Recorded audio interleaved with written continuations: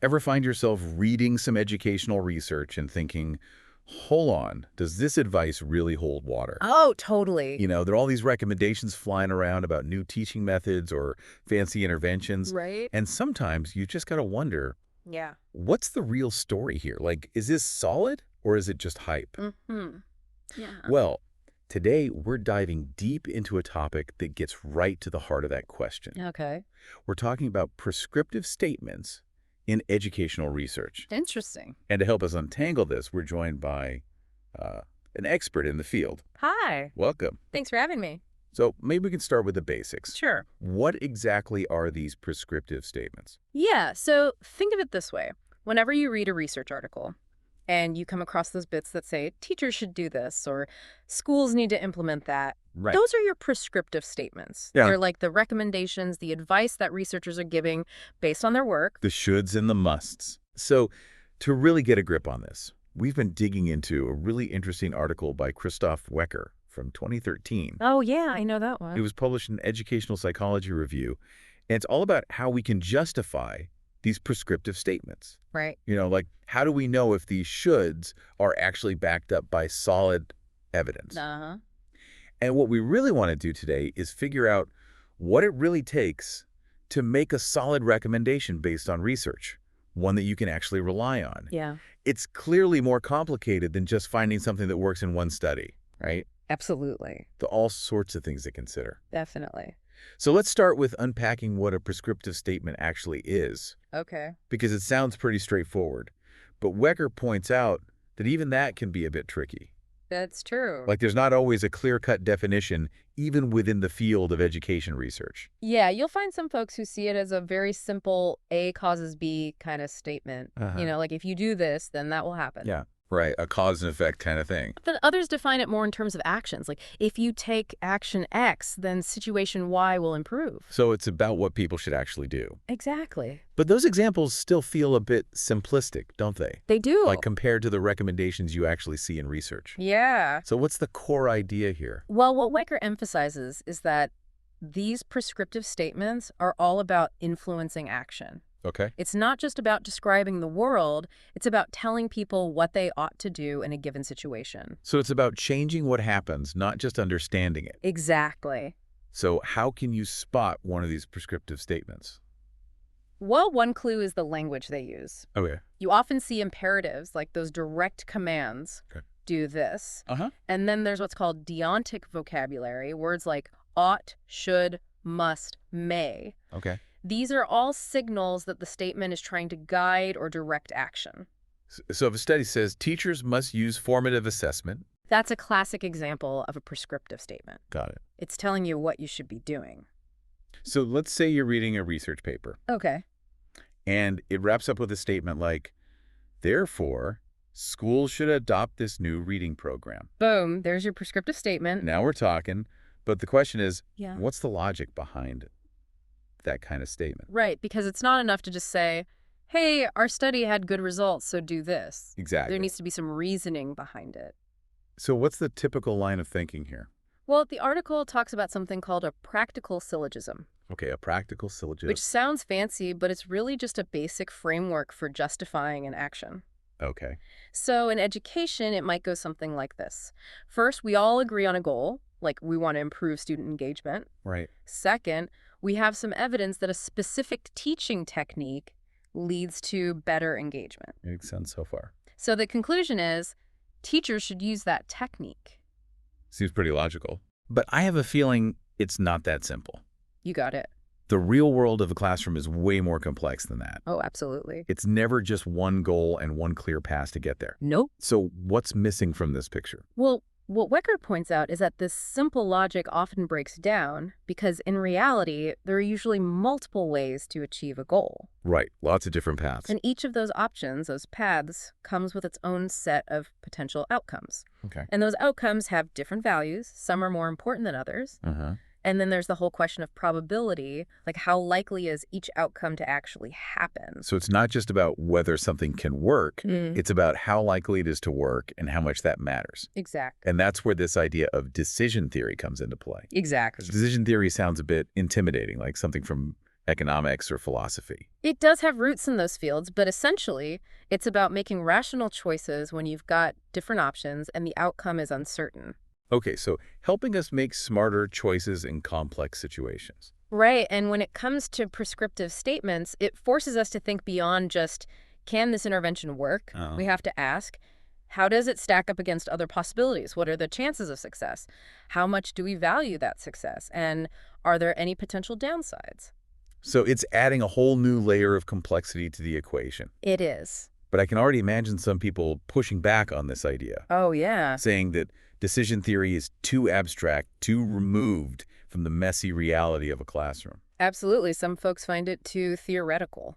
And others might argue that we just don't have the precise data that decision theory seems to demand. Yeah, like those exact probabilities and values. It's hard to put a number on something like a student's motivation, right? You can't really measure it precisely. So those are valid concerns, right? For sure. It's not always easy to quantify the things we care about most in education. Very true. But Wecker still makes a strong case for using decision theory, even if we don't have perfect numbers. He does. So what's the argument there? Well, his point is that even if we can't be totally precise, this framework of decision theory is incredibly useful. Okay. It helps us identify all those crucial factors that we should be considering whenever we're trying to justify a recommendation. Yeah. Even if we're making qualitative judgments, like based on our experience or understanding of a situation. So it's like a mental checklist to make sure we're thinking about all the angles. Exactly. So walk us through these key types of statements that decision theory tells us we need. Okay, so Wecker outlines 6 crucial types of statements that are necessary for a fully justified prescriptive statement. Okay, 6 of them. Let's hear it. First up, we need to address the likelihood, meaning, how probable is it that if we do intervention A, it will actually lead to outcome X? So what are the chances this thing will actually work? Right, and this is where empirical research is super important. That's the data-driven part. Exactly. Okay, what's next? Second, we have a value judgment.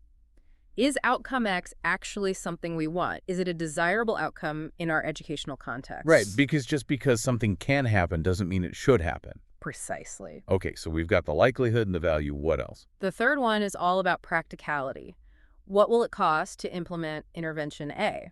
How much effort will it require from teachers, from students, from the school? So the real-world logistics. And again, research can help us figure this out. Okay, 3 down. What are the other 3? All right, fourth, we need to consider alternatives. Are there other ways to achieve outcome X that might be just as effective or even better than intervention A? So comparing our options. Exactly, because maybe there's a simpler or more efficient way to get the same result. Makes sense. Fifth, we have to look at the bigger picture. Are there any other important outcomes, whether positive or negative, that we need to consider? So thinking about unintended consequences. Right, because sometimes an intervention can have ripple effects that we didn't anticipate. Like it might help in one area, but create problems in another. Exactly. And finally, number 6. The final one is the big picture question. Taking everything into account, the probability, the value, the costs, all the potential outcomes, is intervention. Really the best choice overall.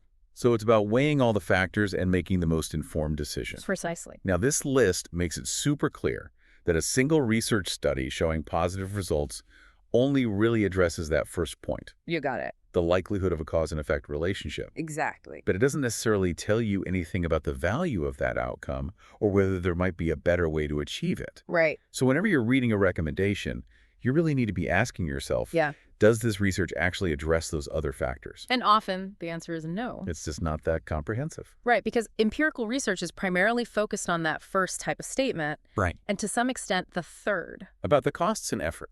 But it doesn't inherently tackle those value judgments or the comparison of different options. So research can tell us what is possible, but it doesn't tell us what we should do. Exactly. And that brings us to this whole issue of normativity that Wecker talks about, which sounds very philosophical. It is a fundamental philosophical challenge. So help us break this down. Okay, so the problem of normativity is essentially Hume's famous is-ought problem, Okay, the is-ought problem. which basically says you can't derive an ought from an is, Meaning? meaning you can't go from statements about what is true, like the findings of a research study, to statements about what ought to be done, like a prescriptive recommendation without some kind of bridge between the two. So just because research shows that a new teaching method leads to higher test scores, Which is an is statement. it doesn't automatically mean that all teachers should be using that method. Which is an ought statement. Right, there's a gap there. Exactly. So how do we bridge that gap? That's the million-dollar question. And one that philosophers have been wrestling with for centuries. For sure. So what insights does Wecker offer on this? Well, he points to Max Weber, who was a sociologist and philosopher. Okay. And Weber argued that science can inform our decisions, by showing us what's possible and what the likely consequences might be. Uh-huh. But the ultimate judgment about what is valuable and what we should do lies outside of science itself. So science can give us the facts, but it can't tell us what to do with those facts. Exactly. It's like science can show us a map of all the possible routes, but it can't tell us which destination to choose. Perfect analogy. But Wecker does explore some counter-arguments to this idea that there's an unbridgeable gap between is and ought. He does. So what are some of those arguments? Well, one idea is the concept of hypothetical imperatives. Okay, hypothetical imperatives. Which are basically if-then statements. So instead of saying, you should do this, You say, if you want to achieve this outcome, then you should do this. so it's like a conditional statement, almost like a more descriptive way of phrasing a recommendation. Right, and even Weber himself suggested this as a possibility. But Wecker pushes back on this a bit, He right? does. Saying that even a hypothetical imperative still relies on some underlying assumptions about what we value. Exactly. So even if we say, if you want to improve reading scores, then you should use this method. We're still assuming that improving reading scores is a worthwhile goal. Right, and we're also assuming that the effort required to use that method is justified. Exactly, and that there aren't any significant negative side effects. So there's always a value judgment lurking somewhere in the background, Always. even when we try to be super objective. It's unavoidable. But Wecker also presents a really important counterargument to this whole is-ought problem, He does. particularly when it comes to education. Right. So what's that counterargument? Well, he points out that in the field of education, there's often a pretty broad consensus on a lot of the fundamental goals. Things like, we want students to gain knowledge, to develop essential skills, to be able to think critically, to be well-rounded individuals. Goals that most people involved in education would agree on. Exactly. So if our recommendations are aimed at achieving these widely shared goals, Right. and if we're transparent about those underlying values, Then we can actually have a much more productive conversation. because we're all on the same page about what we're trying to achieve. Precisely. And then the question becomes, what's the best way to get there? And that's where empirical research can still play a crucial role. Okay, so the research can help us figure out how to best achieve those shared goals. Exactly. It can help us understand the relationships between different educational goals. Okay, Like maybe focusing too much on rote memorization might actually hinder the development of problem-solving skills. right. Or maybe a certain teaching method works really well for some students, but not for others. Exactly. So the is of what the research shows can still inform the ought of what we should do, even if it doesn't dictate it. Got it. So it's not a simple answer, but there are ways to bridge that gap. Exactly. Now, the second major challenge that Wecker brings up is the problem of generality, which is all about whether we can apply the findings from a specific study to the real world of education. Right. Because the real world is messy and complicated. It is. And classrooms are incredibly diverse. They are. So how do we know if something that worked in a research study will actually work in a real classroom with real teachers and real students? That's the big question, and Wecker really pushes us to think critically about this issue of generalizability. Okay. He argues that those prescriptive statements, those recommendations, they're based on the assumption that an intervention will be effective not just in that controlled environment of a research study, but out there in the wild, so to speak. Right, where things are unpredictable and chaotic. Exactly. And that's a big leap, right? It is. It's a huge leap. What works in a lab might not work in a real classroom. Exactly. So how do we address this? Well, Wecker uses this really interesting example from a study by Hulleman and colleagues in 2010. Okay. They were looking at utility value interventions, which is basically about helping students see the relevance of what they're learning. So connecting it to their own lives. Exactly. And in this study, they had undergraduate students write short essays connecting a math technique to their own personal experiences. Okay. And they found that this intervention actually increased students' interest and performance in math. So the intervention worked in that context. It did, but Wecker raises this really important question. How generalizable is this finding? Meaning? Well, does it apply to younger students, to different subjects, to different teaching styles, to different school environments? Right. All those factors could influence whether it works or not. Exactly. And he points out something really interesting. What's that? We often put so much emphasis on getting a representative sample of the students we study. Right, like making sure we have a diverse group of participants. Exactly, but we don't always apply that same level of rigor to the intervention itself, or to the teachers who are delivering it, or to the context in which it's happening. So we're careful about who we study, but not necessarily about how we study them. Precisely. That's a really good point. It's like we're assuming that the way we did it in the study is somehow representative of all the different ways it could be done. Exactly, and that's a big assumption. It is, so what's the solution? Well, Wecker suggests that we need to think more broadly about how we approach generalizability. Okay. And he points to some approaches that are used in other fields, like communication research. Like what? Things like representative and quasi-representative designs. Okay, those sound intriguing. A truly representative design would involve sampling from the whole universe of everything. Like not just different students, but different versions of the intervention, different teachers, different contexts. Exactly. That sounds incredibly ambitious. It can be, which is why quasi-representative designs might be more feasible. This might involve intentionally including different types of interventions or teachers in your study, and then looking for interactions. So you're actively testing whether the intervention works the same way, regardless of who's delivering it or where it's happening. Exactly. You're trying to build in that variability from the start. So instead of just hoping that our findings will generalize, we're designing our research to test the boundaries of that generalization. Precisely. Now that leads to another really interesting point that Wecker makes. What's that? He suggests that maybe instead of thinking about internal validity and external validity as separate things, we should think about different types of invalidity. Interesting. Different ways that our conclusions might be wrong or misleading. Right, because even if a study has strong internal validity, meaning we're confident that our intervention caused the outcome we observed, If it's not generalizable. then it might still lead to inaccurate conclusions. So it's about being more critical of our own findings. Yeah, absolutely. And thinking about all the ways they might be limited. Exactly. So what does all of this mean for how we do educational research? Well, it means we need to be more rigorous, more thoughtful, and more transparent in our work. So what are some specific things that researchers can do differently based on this? Okay, so first, we need to actually go out and seek evidence for how general our findings are, not just across different groups of students, but across different ways of implementing the intervention.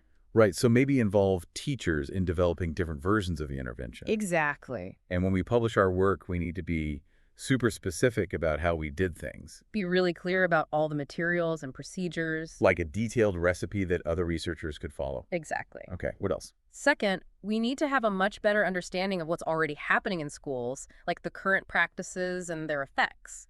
So we need a baseline to compare our interventions to. Right, because you can't say something is an improvement if you don't know what you're improving upon.